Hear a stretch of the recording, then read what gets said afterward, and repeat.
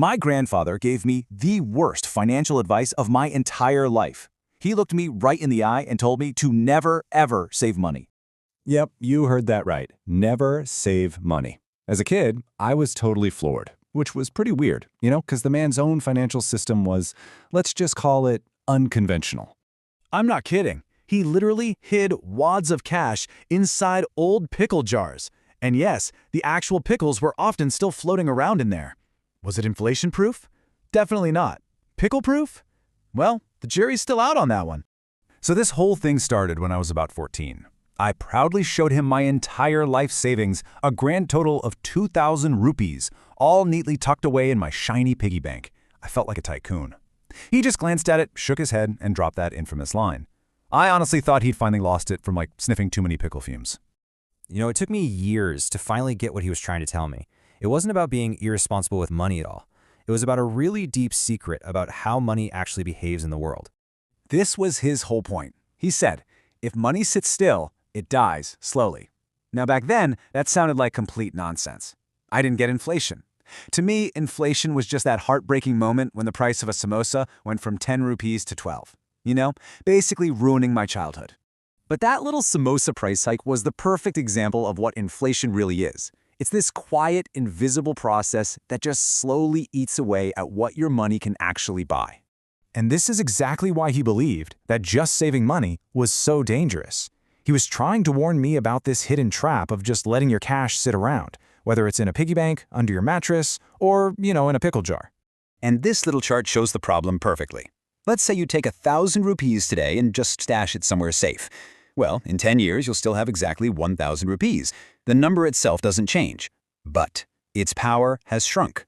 That family pizza it can buy you today? Yeah, in a decade, that same 1,000 rupees might only get you half a pizza.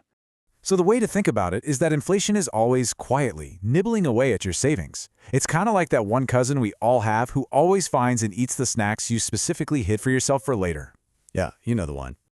Okay, so this brings us to what he really meant with that crazy-sounding advice. He wasn't telling me to be reckless. He was trying to push me toward a much bigger idea, making my money get a job.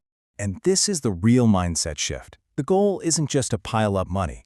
It's to put that money out there so it starts generating more money all on its own. You want your money working for you, even when you're asleep. And that whole process of putting your money to work, that's what we call investing. It's really just using the money you have to buy things or assets that have a good chance of growing in value or producing some income over time. So, where can you put this money to work? Well, there are a ton of options. You could buy stocks in companies you really believe in, you could look at mutual funds, or you could even invest in yourself by learning new skills to boost what you can earn. Heck, starting a small business is another awesome way to make your money grow. Oh, and just in case you were wondering, my grandfather did eventually change his system. He finally moved on from the pickle jars. He upgraded to hiding his cash inside old biscuit tins. So, progress. So all of this whole story, it all comes down to one final real lesson. And it's not some super complicated formula. It's a simple, really powerful mantra for your money. So here it is, the big reveal. My grandfather's advice wasn't actually never save. The real wisdom was never just save. Saving is the first step. It's absolutely the foundation, but it can't be the final stop for your money.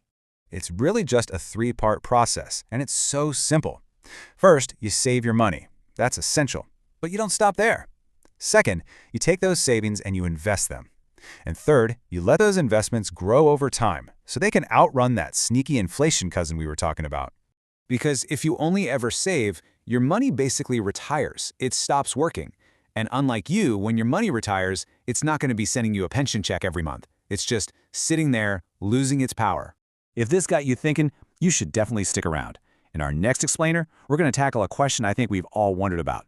Why does your salary make you feel like royalty on day 1, but like a complete pauper by day 5? We'll get into it. See you then.